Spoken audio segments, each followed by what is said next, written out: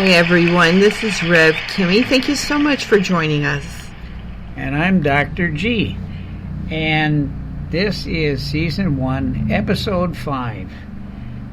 Kiely Rodni, Behind the Scenes. Well, we've been very, very busy. I've been busy teaching, working with my students online and hybrid and all kinds of crazy stuff. What have you been up to, Rev Kymmi? Well, for those who are new listeners, Dr. G is a professor at a university, and he teaches, what do you teach, Dr. G? Forensic victimology, research methods, criminological theory, forensic photography, stuff like that.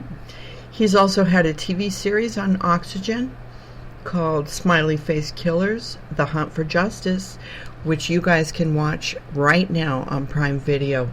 And you've written a book about drownings, right? What's the name of that? And tell us a little bit. Yes. In fact, this case that you worked while I was busy teaching, and I wasn't following it. Which case are you talking about? This Kiely Rodni that this we're going to talk about today. Because I work a lot of cases, guys, throughout America with tipping off law enforcement or actually collaborating with them. Yeah, this one is actually kind of right up my alley. Young lady's body was recovered from water, and my book that I wrote with retired Detective Sergeant Kevin Gannon, NYPD, is case studies in drowning forensics. And it also involved a new group that's really come out on YouTube and doing some wonderful work out there. That involves scuba divers, and I learned back in '83. I got my certification when I was out at the Defense Language Institute in Monterey, California. So I'm an advanced open water scuba diver myself. So looking at this case, I've got some considerable professional comment to make on it. Well, so like you said, you've been really busy with teaching. I myself, what were you doing? I've been traveling quite a bit. I've been working a few cases, but one I can name, Julissa Fuentes, helping the law enforcement, the police chief, and other law enforcement. Okay. Another agency up in the Fresno area, Selma. Yeah. And for those who don't know the case, if I can have you guys adopt her case and pray for her. I did use my prophetic gifts and give that information to the Fresno Sheriff's Department as well as the Selma Police Department. And is that case still open? And right? I went up there and worked it. Okay. So, I was on site and worked the case from afar. Using my prophetic gifts. Oh, okay. And which I actually do better from afar than I do on site, on location. And what was your question, Dr. G? In that case, have they found her body yet? Which one? Julissa? No, they have not. Fuentes? No, but I give them information that hopefully will help them to find her. Okay. We will see. In due time. And that's just like all the other cases. Do they know some of the cases I've worked? I don't, for instance, this is a new podcast. Guys, I've been working cases in collaboration or tipping off law enforcement since 1997. Okay? It's been a long time. My first case was the initial homicide detectives on Kristen Smart's case sought me out for my gifts. Yeah. And I went up there and helped them. Then I returned to the case after the lead detective called me.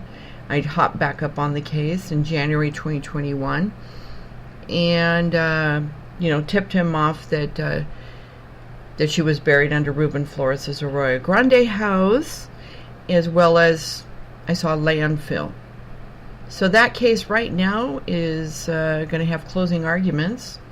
And I'm sure they're going to deliberate really fast. Y'all might find that one really interesting. We have a short, 10, 12-minute video up on Rev Kymmi's Facebook page, and then you can also see all the email exchanges that she had with law enforcement, passing off prophetic tips to them. Oh, you mean my pinned docuseries on my Facebook, found as Kymmi Kymmi Bloomberg, BLOOMBERG. And we also have a podcast up, an hour-long podcast covering that case as well. Now, the reason I say you might find it very interesting is the defense rested its case last week. So we're going to be moving into closing arguments any time now. And, you know, I'm not a lawyer, but I find it absolutely shocking that the supposed high-profile case that the defense goes for only about a week and then shuts down. They rest. Yeah, most people don't know I even worked that case, but I did behind the scenes. I have email evidence for you to look at in the comments on my pinned docuseries found on Facebook, Kymmi Bloomberg, BLOOMBERG. Find the Kristen Smart video, go into the comments, you will see the original emails, call log evidence when the lead detective called me. So, see some what of the you other think. cases. Go in, read about the case online, watch the videos, listen to our podcast, and then make your own prediction. Do you think Paul and Ruben Flores are going to walk? Are they going to get acquitted? Or are they going to be found guilty? What's going to happen in this case? What will you predict, and will you be right? And then look at the evidence, especially the prophetic tips that Kymmi gave to law enforcement. Yeah, 2 months before they hit Ruben Flores' Arroyo Grande house, I gave him the tips and told him that she was buried under Ruben Flores' Arroyo Grande house or something at his house, similar, which was the deck. So, but unfortunately, they didn't listen to me fully. I told them that I also saw landfill, the nearby landfill. So that's on them.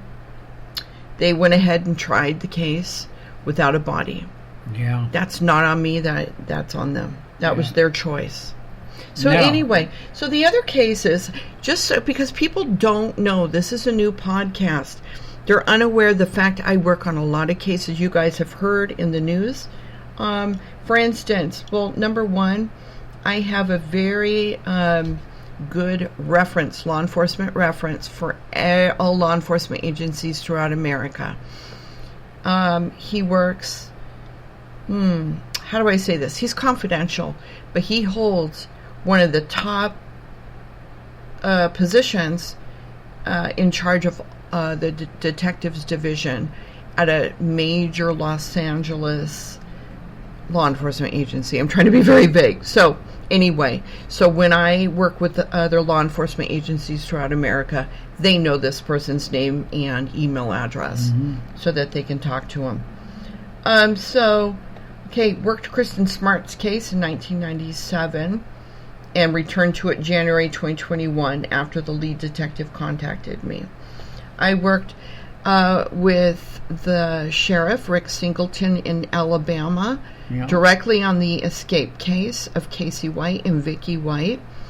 I told him that Vicky White was involved, and he then went ahead with getting an arrest warrant based on me with that information I gave him prophetically. Remember, you guys, this is prophetically, right? Because how would I know this information, right? It's coming from God. So I told him where they were and information about a hotel. You'll have to go listen to the episode. There is an episode here on the podcast to hear details. But they did end up finding them where I said, right, at the hotel near an airport. But, and then I worked Harmony Montgomery case. Law enforcement. Do a podcast on that. Yeah, we're going to do a lot. Sad case. A lot of these things you guys don't know. I work the cases. We haven't had time. I haven't had time. I'm very busy, and I haven't had time to do new episode podcasts on it. So I worked with the detectives on the Harmony Montgomery case, speaking to them prophetically, giving them information. And at the time, they believed that she was alive. And I told them, no, she's not. So here it is, a year and a half, 2 years later, whatever it is, where they now have found the evidence that I was actually correct. She has been murdered by her father. They have the biological evidence she was been murdered. And so now they've caught up to my tips, my prophetic tips. Now, the next thing is Regan Hetzig. I worked that case with the sergeant in charge at Lake Havasu for the lead sergeant there.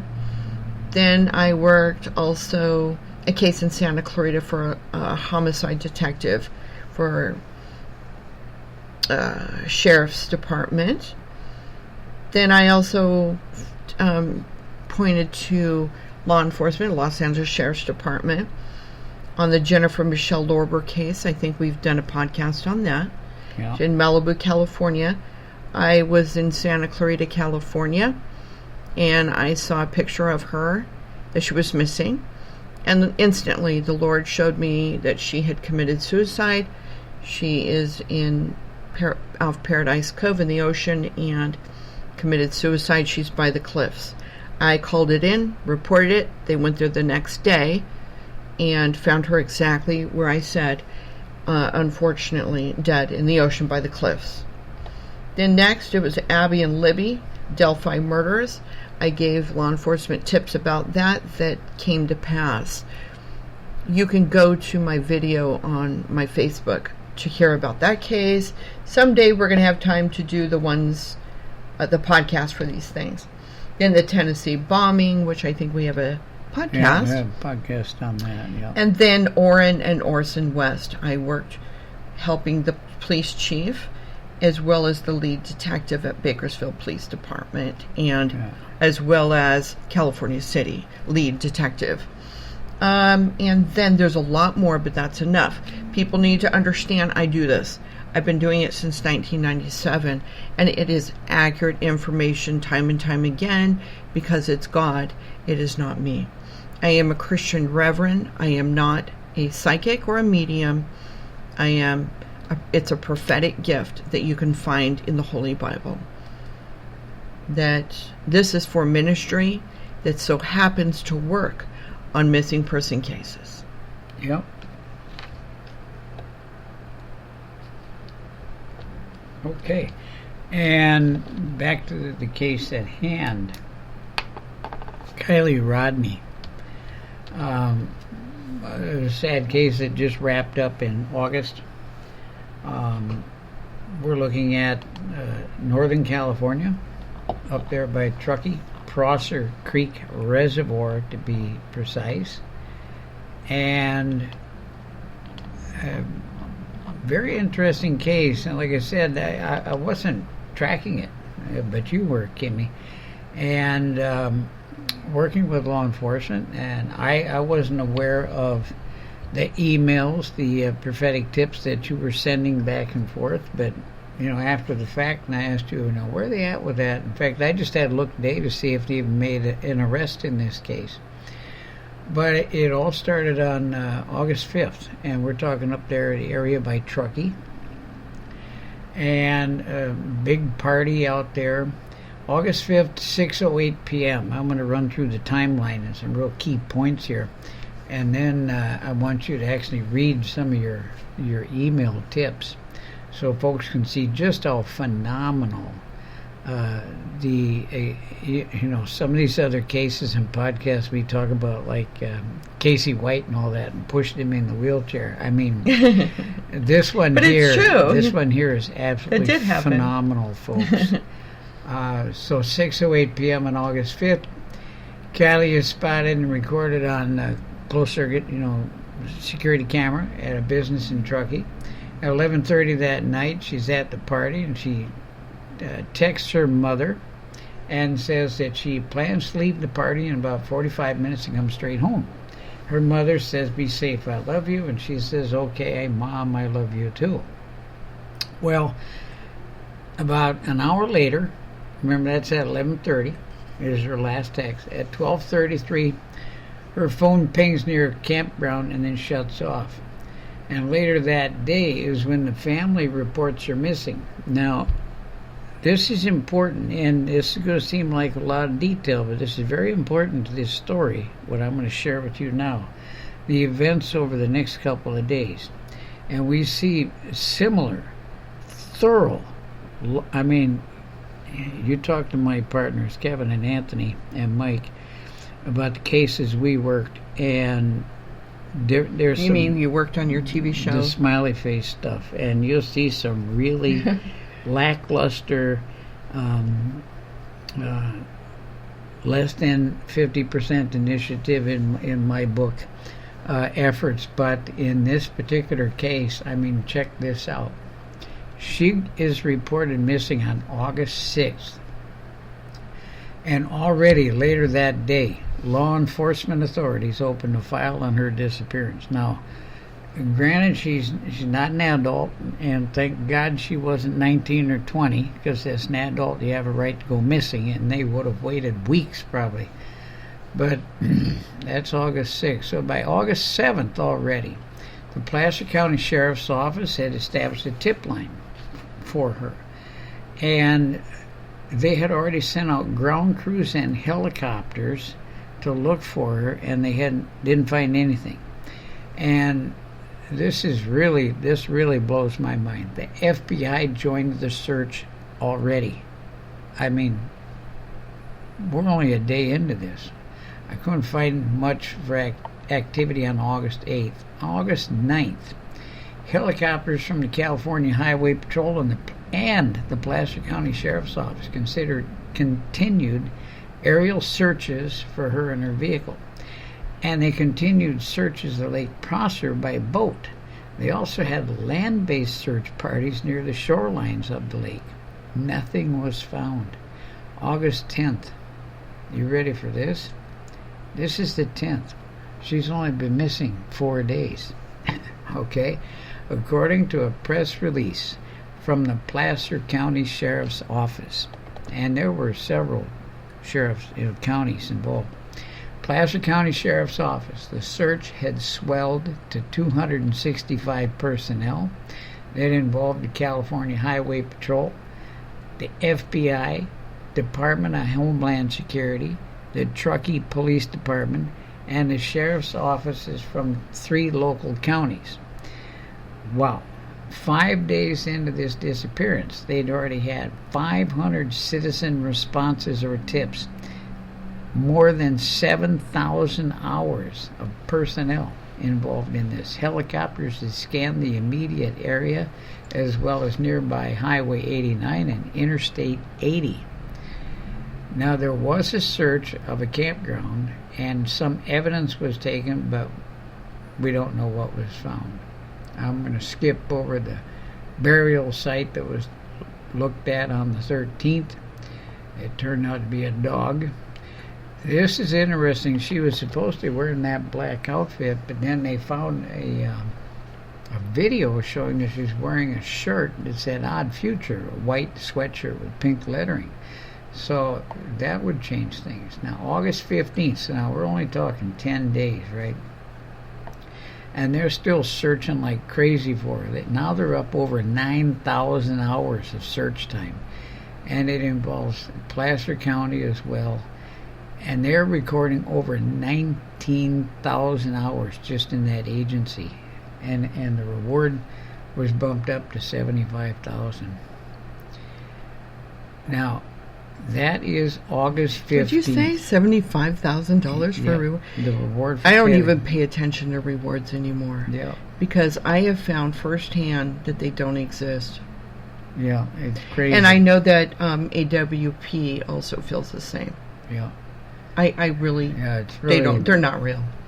Sad to say. I know that our Crime Stoppers rewards pay out, but these private ones like this really do seem to be mythological. Yeah. Really sad. They're not real. So anyway, and there should not be focused August 15th, so that's 10 days in. But here's August 20th. And Adventures with Purpose. You can catch their episodes on YouTube. It's pretty interesting, especially for me as a diver to watch it. But on August 20th, a Saturday, Adventures with Purpose arrives with their sonar equipment, their drones, and all that stuff. And they start doing interviews with individuals. And I'm going to jump ahead with some stats, and we're going to come back, because this is where the information that you passed along really starts to become known. As of the 21st, dive teams from Placer County, Nevada County, and Alameda County were involved in search for the team around the Prosser family campground. And when you look at where they have searched and everything, nothing was found. Nothing was found in any of the bodies of water. If you look at the hours that were involved in searches, nothing, folks. And there is no suspect at this point. No suspect. But before I play a little clip from Adventures with Purpose's YouTube video interview with a tow truck driver, I would like you, Kymmi, to share with us some of the email that you sent to the sheriff's office and law enforcement telling them about Kiely's whereabouts, why she's missing, how this all came about, and most interesting, you described the suspect for him. Please share that with us. Okay, so, but what you're going to, after I share, you're going to share something about from the tow truck driver. Yep. When did he record this? When did he come forward? That's why I said this recording that I'm going to play for you after I'm did done not occur until August 21st. Or the 20th, one or the other. Yeah. Okay, so the way I work is people contact me, or in the alternative, because police will call me on cases, detectives, but sometimes, I reach out. I see something in the news, and I feel a connection of information. I know where they're at, through my giftings, prophetic gifts, the Christian gifts. And so what happened is I heard about Kiely, her case on the news, on online.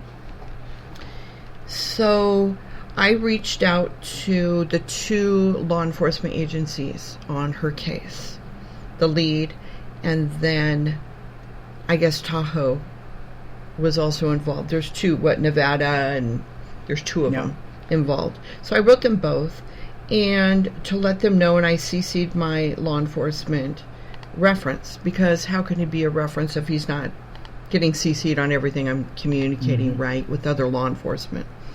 So anyway, I wrote, do you want me to read this verbatim? Oh, yeah. Okay. So I wrote, Dear Sheriff, I prayed and I prayed. Well, first I wrote at 6:34 p.m. on August the 10th, 2022. The 10th. Now, this is 10 days before Adventures with Purpose even showed up on site. Right, and before we even know about Nick, the tow truck driver. Yeah. So I write and do my spiel, who I am. I helped all these law enforcements, Kristen Smart, this, Sheriff Rick Singleton on Casey White and Vicky White in Alabama. And I make the whole list, right? So they can check me out. They can check my reference. So I go through my spiel, and then I'm also a litigation and trial paralegal at law firms, because as a minister, I don't get paid. That's something I just do voluntarily, pro bono, excuse me. And so I'm telling them all the background about me. I work at law firms usually. And then I got wind of this case. I'm going to go into prayer and see what prophetic information I can give them to possibly help. So then, that was at 6:34 on August 10th, 2022. And now, I go into prayer for a couple hours, and I do get information. I emailed the 2 law enforcement agencies on Kiely's case at 10:26 p.m. on August 10th, 2022. I wrote, Dear Sheriff, I prayed and I prayed to verify several times to be on target and not to mislead you all, but I keep getting same prophetic ministry gift info over and over, so it is accurate. For your missing person, Kiely Rodni, here it is. Number 1, she had been abducted against her will by a man. Unknown age, height, and description. Please put out an immediate nationwide, statewide Amber Alert. You guys need to save her life. Do it on her as well as her vehicle description. This must be done immediately to track her car, and hopefully she will be in or nearby in the vicinity. This isn't good. I feel he has sexually assaulted her and not sure she is even still alive. Praying. Number 2, it unfortunately is sex-based. Number 3, I see him pulling her hair in a car while traveling together.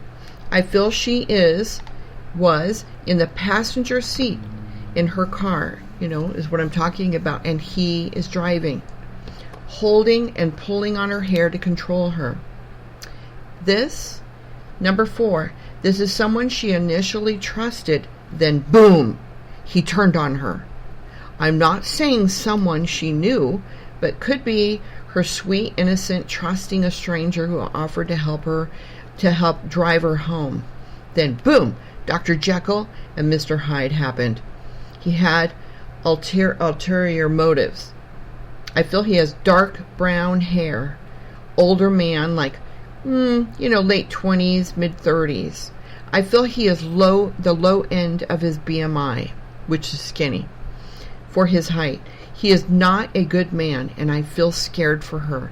Now, I've worked a lot of cases, and I don't usually feel scared. I felt scared for her. I said I can answer any questions if you want to call me, text, blah, blah, blah. Again, immediately put out a nationwide Amber Alert on her and her vehicle. I will be praying for her and for you all to find her. I said she is not in the woods at the campground, where she was at the party. I said she is not in the water. Air search is good. Search for her vehicle, but she has been taken out of that immediate campground area where the party was. Can you please take a tracking dog to her last known location to see if that dog shows a trauma roll and or sits to look in a direction she went in with the vehicle, and maybe scent has been lost. Here, I guess they sit down, right, to show that the scent was lost. Yeah. And then see if dog affirms my prophetic work. Again, I cannot stress enough that she needs a nationwide Amber Alert ASAP in his service, Rev Kymmi. So, that is what I told them. Well, remember, this information is not coming from me, right? Mm-hmm. It's from God. It's from the Holy Spirit.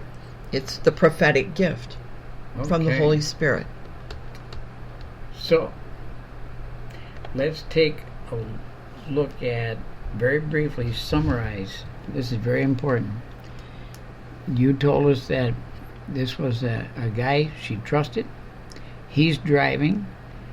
He is after her sexually. He's skinny. Controlling her. And he's a little bit older. He's got brown hair. And he has brown hair. And he's skinny. He's on the low end of his BMI, which right. I'm sure you guys know what that is, body mass index. Okay, so that means he's skinny. Let's take a listen to the interview. So later on, that we find out about this truck driver, right? Around August. Truck driver, yeah. Because I wrote them August 10th. Okay? Now we roll forward into the future, August 20th or 21st.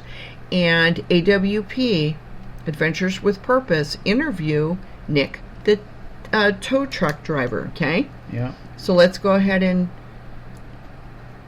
listen to what he says. See what he has which to say. Actually is an affirmation, guys, to what I told the police and what God showed me.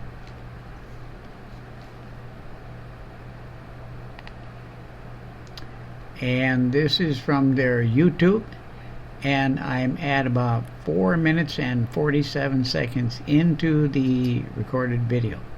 Which is called How We Found Kiely Rodni, Murder or Accident, posted on... Yeah, I don't know, we don't know. When they posted it. But you can find it. Here we go. Other than that, he was, a thinner built guy is the best way I could put it. With a bro tank, and it was white bro tank. He had some freckles on his face, or maybe it was acne or whatnot, but it was on both sides of his face. He was also a little bit like shorter than me, so I'm 6'3". In hindsight, you're realizing all of this. When do you think that this took place? Was it before, during the day, after she disappeared? To be honest with you, it's either right after she disappeared or right before she disappeared. But it was around noonish, like 11 o'clock in the morning when I got out to her. During that period of time, after the period, I told her that I was going to leave and I hope you have a great day. Vehicle, I told her to keep it running for a couple of hours. So he does say brown hair, though. Can we go to that? Let's see if we can find it, guys. Yeah. He also affirms the brown hair that I said. We don't know if we can find it. We'll see. Now we both realize it was in neutral. She was wearing a sweatshirt, so it looked like she has been there for quite a while. What color was the sweatshirt? It was a gray sweatshirt. Gray sweatshirt. Was it dark gray or light gray? It was light gray. Okay. Yeah. Yeah, that's interesting. She's wearing a light gray sweatshirt, but they have video of her wearing the white sweatshirt with the pink writing on it. So she's changing clothes with this guy. Well, I know that she's also asking very stupid questions, which if we're in a position, guys, any of us were in a position where somebody is controlling us, abducting us, and somebody comes along as a witness, we would make up any story or talk about anything to keep their attention, to keep them there, right? Yeah. And I believe her, what people are saying, ridiculous question about her seatbelt,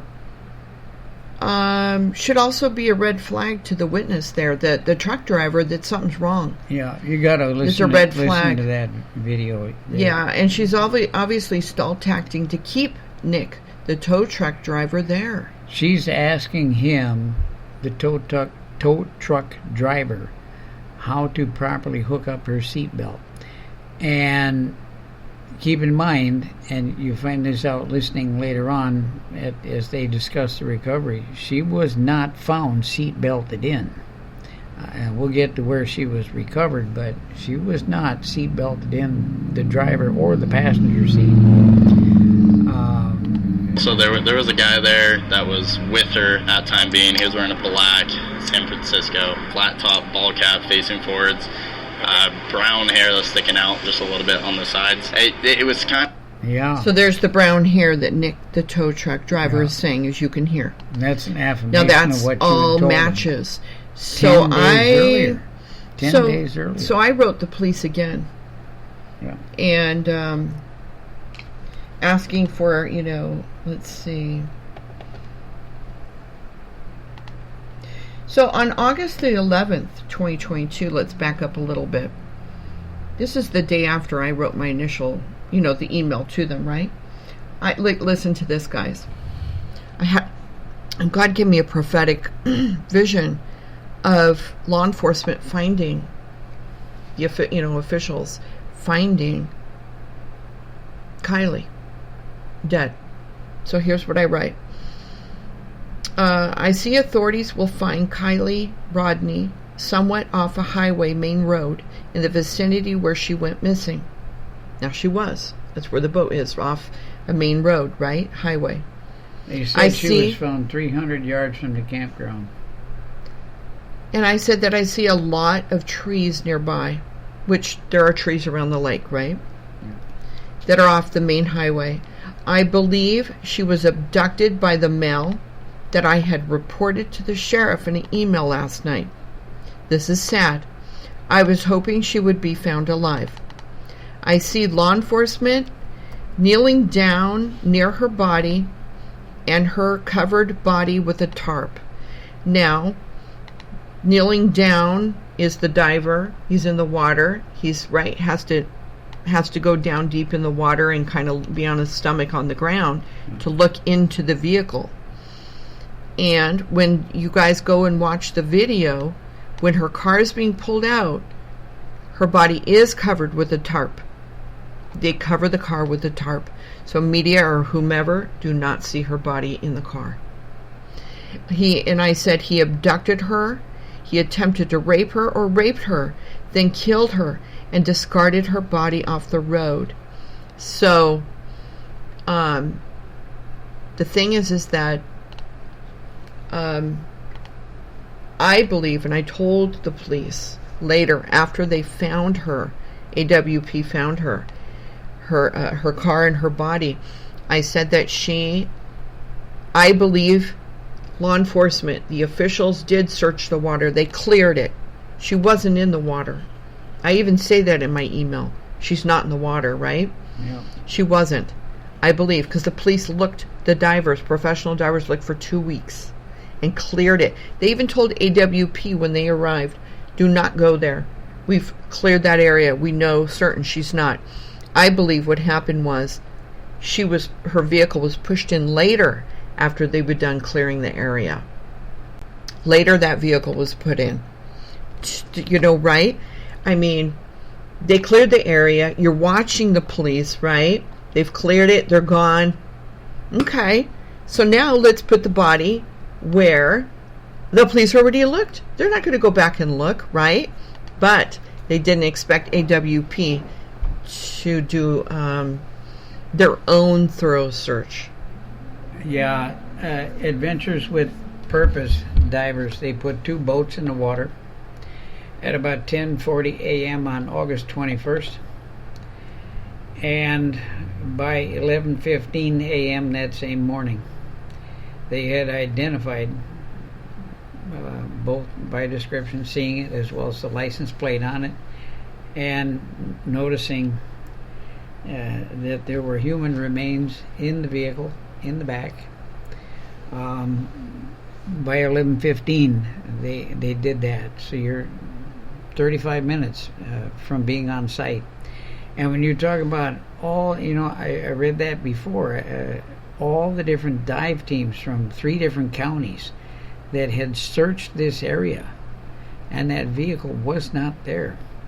And I can tell you, as a matter of scientific fact, that, and I wouldn't need to see the autopsy photographs, because from the time of recovery, the autopsy was more than 24 hours.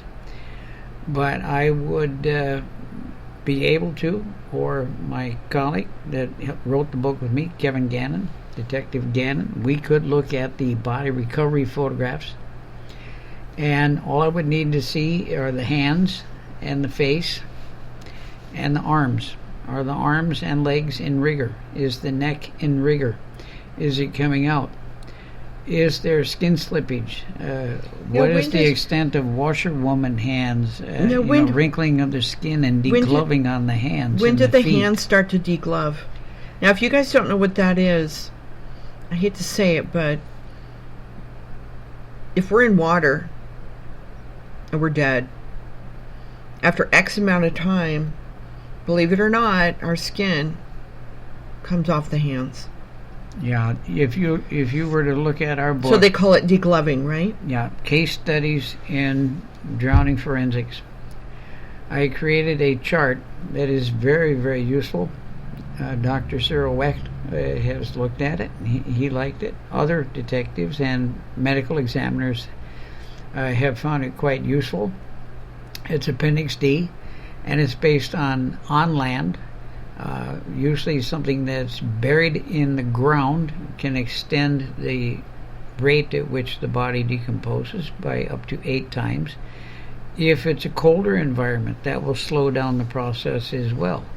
But generally speaking, a body just laying out in 72, 75 degree air on land will take about 12 hours into rigor, 12 hours of being in rigor, and then 12 hours out. If you put them in water, they can be twice as long. So now you're talking 24 hours to go into rigor, 24 hours in rigor, and then 24 hours to come out. And that's why it's so important to for us to see those body recovery photographs, because we could look at those, and depending upon whether or not she's still in rigor and the extent of degloving or Bauschaut, the washerwoman hands, the wrinkling of the hands, and the skin starts to come off like a glove on the front of the wrists first, and then will come off unprotected areas, and then you have other post-mortem artifacts, as we call them, that will tell us how long the person has been deceased, and we can do a fairly, using that chart, a really accurate estimate of the postmortem interval, the time between death and recovery when you see them. And then if we actually have a third time, we get to see that again at autopsy. That gives us 3 points. And if you know anything about math, you have a starting point and then a second point. You can draw a line, and that really helps with making your estimates, and even in biology. So if they would like us to look at that, we could do that for them. And I am confident that, as a diver, 14 feet of water, come on, 55 feet from shore and 14 feet down in an area that's been thoroughly searched, I would assert that that vehicle wasn't there 3 days prior. No, it wasn't. And it wasn't, because I could also tune into vehicles in the water or a human body, like I did on Regan Hetzig's case. I said, God showed me she's in the water, she's stuck, she's going to eventually come up, be free, and be found. She did 2 years after the head-on collision, which is a miracle to come out of the Colorado River. Yeah. So I can tune into, especially a vehicle way bigger than a body, right? And I was not shown she's in that water, and nor did people with the normal way, right, searching as a diver and physically looking and whatever it is that they use. So anyway, after I hear about Nick, I write the law enforcement agency again, both of them, and I say on September 4th, 9:06 p.m. See, I see myself as an advocate for the victims. I speak for the victims and try to help the victims. I share information they cannot, like on Abby and Libby's case, the Delphi murders. I want to speak for those girls. So I'm speaking for the victims and giving descriptions of people or anything to help the police to find the individual. They have to dig. They have to do the interviews. They have to use science to figure out things. They can't just live by my information, but it sure can. Here it is that I'm telling him information that later on the witness, Nick, the tow truck driver, is affirming my work, that they match. So I write on September 4th, 2022 at 9:06 p.m. to both law enforcement agencies on Kiely's case. Good evening. Please read in its entirety this email. My law enforcement reference, I'm reminding them it's so-and-so. He's so-and-so. He's like very high in a major Los Angeles law enforcement agency. He's confidential, so I'm not going to tell you. I spoke with you before via email. The article, and I put a link to an article, a news release about Kiely's case, affirms my prophetic work. Tips to law enforcement in Kiely Rodni's case about the male who abducted her. It is same description of male I told detectives in the email. I also said her car was not in the water when officials searched, but was put in later to hide the abduction. The car in her body, right? I believe initial official divers thoroughly searched the water like they said they did, and they cleared it. The window's down, and she's clearly in the back end of the car, right? Mm-hmm. Also, you said that the window, your opinion is the window was smashed out, right? Adventures with Purpose said that her driver's window, I think it was, one of the front ones, was smashed out. Now, you said when you heard that news that was most likely done out of the water. Not in the water. Yeah. But let me finish reading this. So my email at the end of it says, that man must be found who abducted her. It was sex-based. He should have a criminal history, or family or neighbors would tell you he did. He's violent, controlling, and he likes to argue. So God was showing me these things about his disposition. I sent prior emails. Do a search in your system for them to make sense of this email. Yeah. So what do you think of that window Well, there was being smashed out, right? I found in the news there was an individual from Sonar Search and Recovery that challenged the two gentlemen from AWP, Adventures with Purpose, who were out on the water that day. Sonar expert Doug Bishop, who was a former tow truck driver himself, and then the certified scuba instructor Nick, I'll make sure I get his last name right, Nick Reiner, I believe. They both thought it was quite suspicious, and this individual pushed back on their theory and said 90% of vehicles found with people in it, they're normally found in the back. And the premise is that they're chasing the air pocket. I'm not an expert on that. I'm a scuba diver, not a vehicle recovery expert, but I'm going to look at this logically.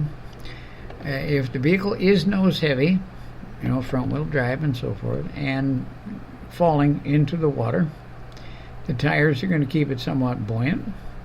And if I'm chasing the air pocket and it does go to the back, then that makes perfect sense.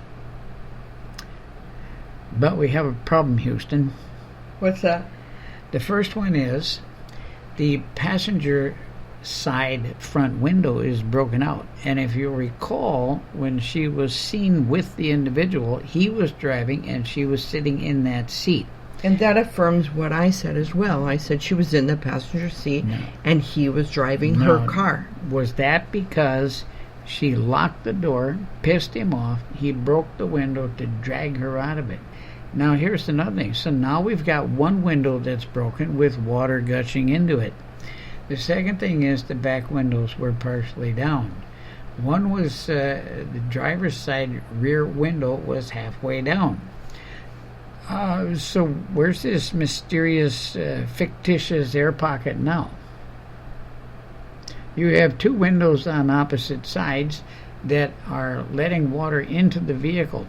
And that means that as the vehicle is sinking, the pressure inside the vehicle is equalizing, and the person really should be able to open the door if they wanted to. I do know that much about this, that if the vehicle is relatively airtight, like a Beamer, very sound, or a Mercedes or something like that, or a Cadillac, that if the windows are rolled up and the doors are shut, once you get underwater, you need to get those doors open very quickly. The deeper you get, the greater the pressure, and the odds of you getting the doors open greatly increases. So you have to get the doors open. And if that's all there is to it. You're not getting the windows down because the electricity is failed. Most cars have electric windows, but in this case, you already have two windows that are open. So there, as the car hits the water and starts to flip over, this air pocket is gone. It's going to go out one side of the car, or the other side as it rolls and settles on the bottom. So there is no air pocket that she's escaping to in the back. Yeah, and like people are saying. Why would she end up in the back? Unless she was put back there. She wouldn't. What a person naturally would do is, your window's down, guess what? Yeah. You're going to go out that window, would we not? Broken or not. Panicking. I'm out that window. Adrenaline going, the whole works. We would, no matter what, and from A to Z, go out that window. The first reaction would be to open the door. Yes, because that's where we go in and out. Since the window's broken and the other one's open, the pressure's equalized, the door will open. Well, the thing is that we would normally... she was deceased before that vehicle went in the water. And we normally will go in and out where we naturally go in and out. Yep. For years, you're driving, right? Yep. We naturally go in and out that door. Something happens, we're going to try to get out that door. We're not going to cruise on to the back where there is no air pocket. Yeah, that thing probably has a black box. I would love to see okay, the black so not box only and see if did the I cruise report, control was set. Not only did I tell them this is suspicious from the start, before anybody is saying anything online, before AWP comes, before them saying, "Ooh, this is suspicious," right, when they found her. Okay? I said it, on the 10th of August. Yeah. They are saying it's suspicious when they find the vehicle. as well as the tow truck driver. Yeah. So on August 23rd, guys, so you're probably wondering, do the police even, when I write them, are they saying anything? Yeah, they are. And remember, I'm writing both. I'm writing the sheriff at both locations.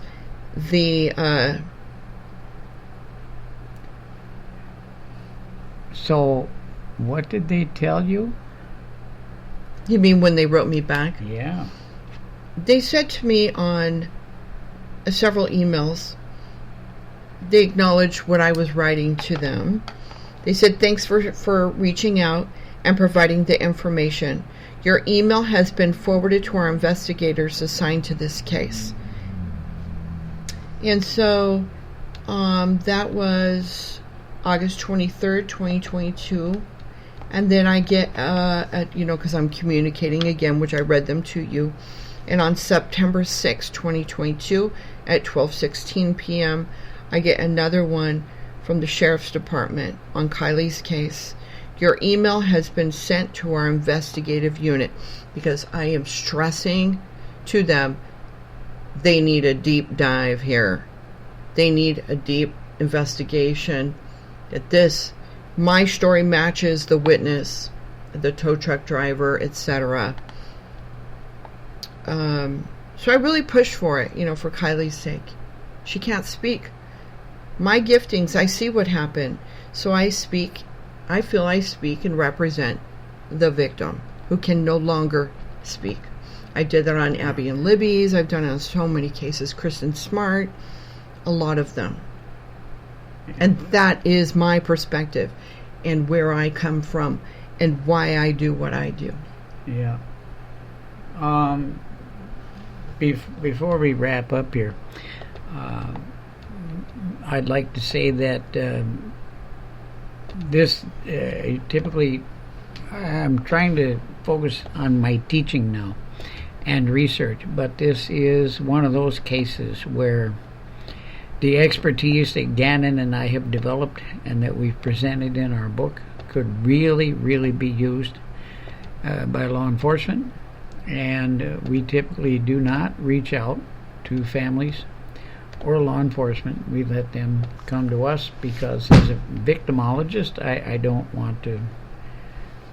we don't want to re-victimize the family members. So I'll leave it at that. Where did the tow truck driver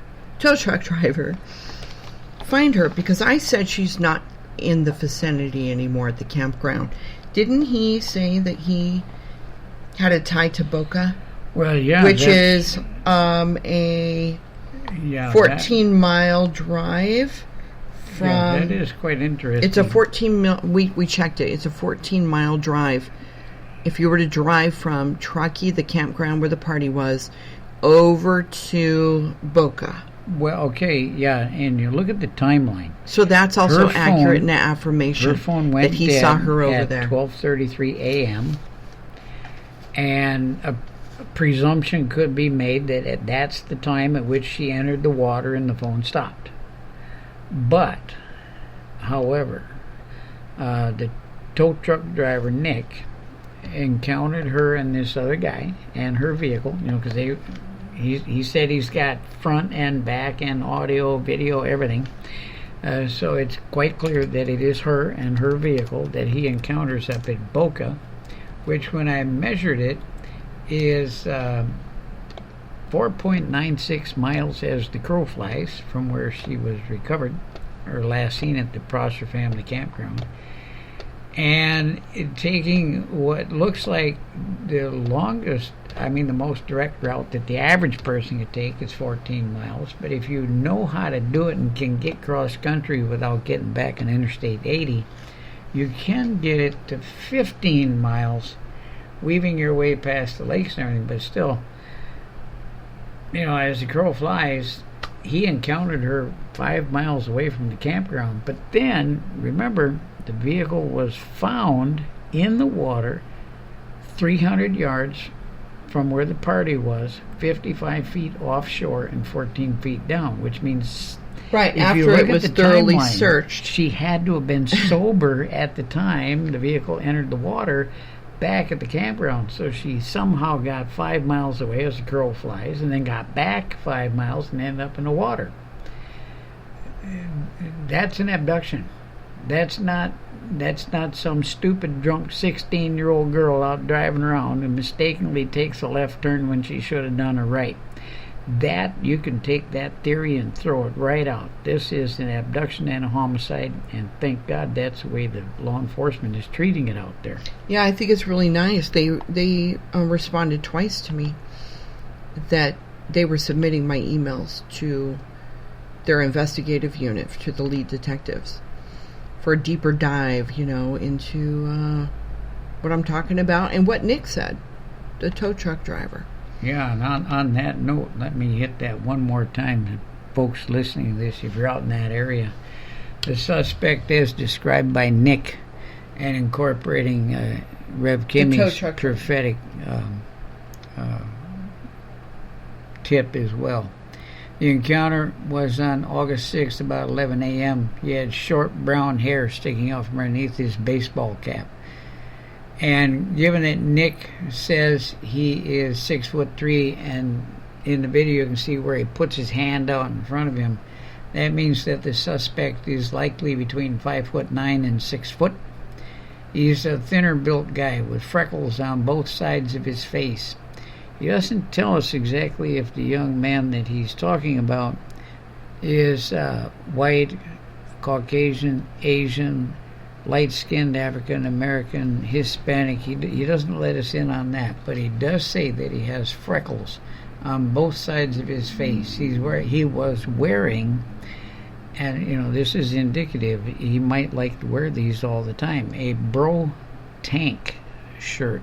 Now, what does he talk about? Is that an AKA, like the wife beaters? Yes, that's that we called it in the 80s. Sleeveless jersey T-shirt, or the wife beater. There's a bunch of other names for them, but the sleeveless, like white T-shirt. It could be a different color, but in this case, it was white. So it's the classic sleeveless T-shirt, right? This guy must like to wear that, and it's a black San Francisco hat. Yeah, I want to interject on something. Keep your eyes open for this guy. Well, I want to interject. I've read online that people are just really laying into Kiely's boyfriend or ex-boyfriend. I really, I work the case, I get in, get out. I don't really know if they were still together or broken up or what, but you guys, it's people were like giving him death threats, and everyone's saying he did it, he's the one, because he kind of fits the description. But you guys, I tuned into this guy. I read him with my gifts, and it's not him. This guy's clear. And I think that law enforcement also cleared him. It's not him. It's not Jagger, the boyfriend. Okay? I mean, you can think what you want, but I can tell you it's not. He's got long brown hair, and he doesn't fit the mold. They said he had short brown hair, and he doesn't have freckles, and she's not afraid of this guy either. She's not afraid of her boyfriend or ex-boyfriend, whatever he is. Jagger.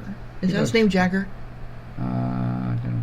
Let's see here. So yeah, he didn't do it. It's someone else. Yeah, Jagger Westfall. I don't see any freckles. And she's not afraid of this guy. She's not afraid of Jagger. It's someone else.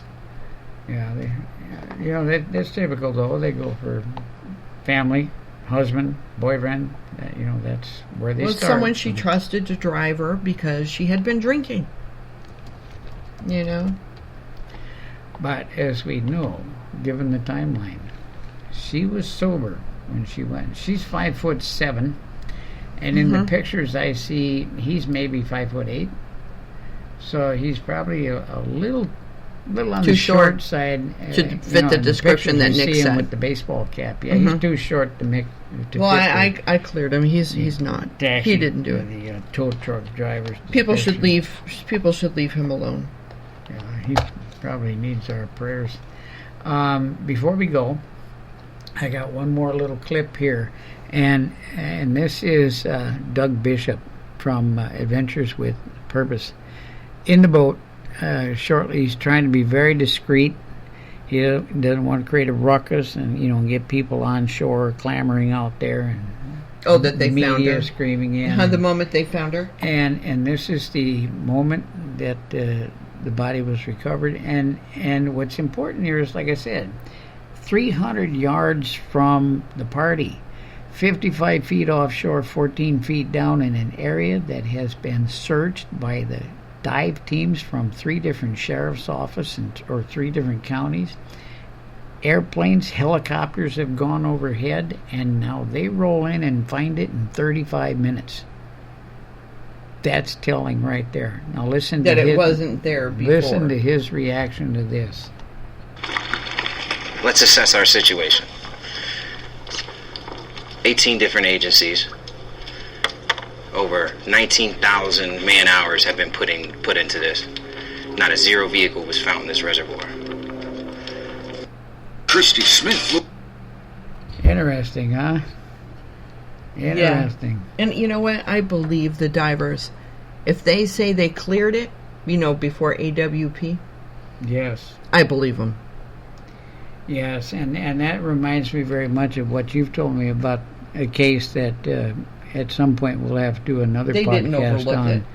This recent case that you were working on. Law enforcement has... They've is knocked a creepy it out of the park up there. It is. Let me tell you something. I believe they did clear the water. I believe she wasn't there. She was put back in at a different time. I believe this is a very shady case. They tried to outsmart law enforcement, but that's going to backfire. It's going to backfire. Yep. And you know what? The car doesn't need to be found in neutral. Okay? Well, you could step on the accelerator, because remember, she's not in that front seat. Right? Okay, so you sit inside of it, put it, accelerate it, put your foot down, because you don't want to be caught with a brick in it. Yeah. Right? In the car. So go ahead and accelerate it, guys. Now, go ahead and put it in drive. Now, hurry up and get out. And possibly it was done on the passenger seat, and that's why the passenger side window's broken? Yeah. So when they slammed it, possibly that happened. Oh, there's so many different scenarios, but guys, the car does not need to be found in neutral. It doesn't, nor does it need to be found with a brick at the accelerator holding it down. I could tell you, take me out to a lake, and I can do that. And I've never even tried to do something like that, but I could tell you I can do it. And if I could do it, anyone can do it. Could you do it, Dr. G? Oh, How would you do it? Do you need a brick to hold down that accelerator? No. How would you do it? I'm serious. Does that car have to be found in neutral, underwater? Seriously. Where it's neutral and you shove it in, just push it? Well... Don't you think you can have it running, sit in the car, put your foot on the accelerator, really get it going? Even if you had it... Now jump out and shut the door. Set where you got it up to speed, slipped it in neutral, and then bailed out of it, 55 feet out, you'd have to have some buoyancy, especially with the windows open before it sinks. I would think you'd have to be at least to 30 miles per hour, which, remember, they're on the beach. You could possibly... You could jump out and be okay on the sand. Bail out. And then you have to clean up the sand from all your markings of jumping out, right? But considering you just murdered someone and you're trying to get rid of the body, I think that's a reasonable risk. And it could be done alone. You could do it alone. Somebody would take, yeah. Right? I could do it alone. Not saying I would, but I could. I think I could. To do a reconstruction. Yeah. I don't believe that car has to be found in neutral. To prove that, I believe that you can just bail out. Yeah, 55 55 feet's not that far. You know, you were talking about your smiley face. You guys worked the cases for years with families, and people can find that in the Oxygen, you know, the TV series. Yeah. It's on Prime Video now. But I used to work with family members, but I don't anymore. I had a case out here in Los Angeles, and it was a high-profile case, and the Lord was showing me that the dad of the missing person was suicidal.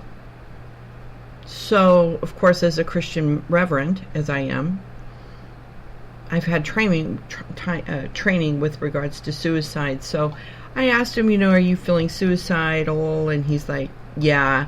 I said, do you have guns? He said, yes. So I talked him into getting rid of the guns and take him over to a family member or a friend and have him locked up over there. So he said he had done that. But the truth is, he got him back, or he lied to me. I don't know. But he's in jail today because of the fact that he was so mad at the police for not finding his missing son and feeling suicidal that he called the police and said he was reporting his car stolen. And when the cops arrived to take a report, he blindsided them by shooting at him in the middle of the night. Mm-hmm. So that, what? They'll shoot him, right? Oh, yeah. Suicide by cop. Yeah. But they didn't fall for it. The good cops, they did a good job and saw through that, right? So anyway, he got arrested, and I'm sure he's in jail today. So I no longer work with family members after going through that. I only work with law enforcement, communicate with them on cases, to stay out of any, not that I had anything to do with that. You know, his mindset was like that prior to me even arriving and helping him. But I did ask him to get rid of his guns, so he lied to me or got them back. Not sure. Okay. So anyway. Well, I think we covered that pretty well. Yes, but, it is a very shady. On a later note, very shady. As we're wrapping up here. Very shady case. Yeah. And we all need to be praying for justice for her. I heard that she got cremated recently, right? Yeah. Yeah. That's what I heard. I don't know if it's true. And we just pray for her family members, for everyone to be healed, and for the police to find this man and bring justice for Kiely Rodni. Yeah. So thank you so much for joining us, and we hope that you will join us another time on another episode, another case, or another conversation. Yeah, and we're looking forward to hearing from you. Please go in either to our Facebook pages or Spreaker, iHeart, wherever, and let us know what kind of topics you'd like us to talk about, if there's a case out there that we may not be aware of. And make sure that you click follow, guys. Wherever you follow us, click follow so that when we upload a new episode, you can then be automatically notified, and share our podcast with your family and friends. Everyone needs to know that God is real, that there is a prophetic gift from the Holy Spirit who reveals truth. And God is real, and everyone should know that. Yeah, that's true. That's true. And please pray for her family and for law enforcement up there in Placer, Nevada counties, that they would find the guilty party and that they would have justice for this young lady. Pray for the safety of all our children. It's amazing the number of people who go missing every year in the United States, much less worldwide. But we have a terrible problem here in the United States, and it's not always someone who just loses their memory or they get drunk. We have a terrible problem with human trafficking for labor and for sex and for organs. And these are incredible times that we're in. So pray for the safety of all of us. I also feel that, just like with anything, there are good cops, good doctors, bad doctors, etc. I encounter police officers working with them on cases, collaborating or giving them prophetic tips. They're all very professional, very kind, humble people. I'm just not really seeing that we need to be throwing the baby out with the bathwater of this past fad of not being supportive to law enforcement. If you're a Christian, the Bible does say we need to be praying for our leaders. And, detectives and the police chiefs and etc., they are our leaders concerning such issues like Kiely's case. Yeah. So we do need to be praying for them and be supportive and cooperative.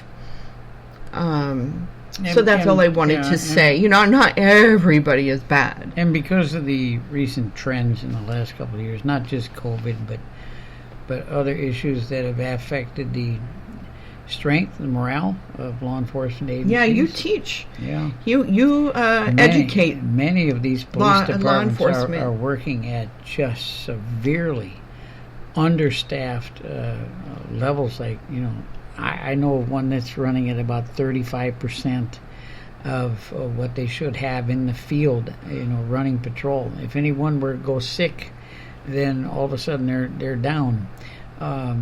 Many of them are like 40 to 60%. And, if you call for help, you want a police department that's at 100%. And the only way that's going to happen is for morale to be good. I mean, you can pay them $100,000 a year and entice them in, a small department, or maybe in a large city, pay them $200,000 a year.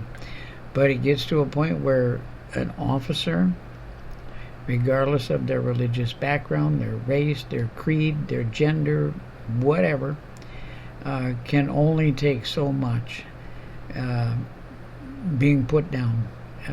We need to support them in prayer and in word and in deed, and encourage them to come in, not so I have a job, so I got somebody to teach, but we need folks who are willing to protect us, to protect and serve.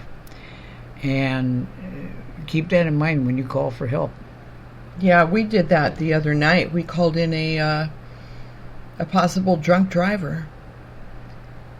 And we were behind that car for quite a long time. Not intentionally. We weren't following this person. But the thing is that when we called and reported this to the police, they said, oh yeah, we have an officer on the way. Okay? But little did they know we were around that vehicle for how long? An hour or two or something? Whatever it was, that we knew that was a lie. Okay? So we got that stuff going on as well. Are cops getting burned out? Are they overworked? And just like, oh yeah, we have a cop on the way. And well, this guy was swerving all over the place, but the cops are like, we called him twice within a half hour or something. If they're at 40% and they're we don't know why the cop lied, but he lied because we didn't see one cop, and we were around that car for an hour. Responding to a domestic violence and an armed robbery and Lord knows what else, they're not coming for our drunk driver. No. So, cops should not be lying either. I don't know what they should be doing when they're not really going to go out there. Well, we should have a chat with the dispatcher. I'm not really sure, but we do have problems out there like that. We need to support them. We need to support them. All right. Well, so let's pray for justice for Kiely, and hope that she does get her justice. Yeah. And we thank you so much for tuning in to our episode. And I hope that you click follow, guys, so you can be automatically notified when we upload our next episode. And God bless you all. Thank you for joining us. Yep. Bye-bye.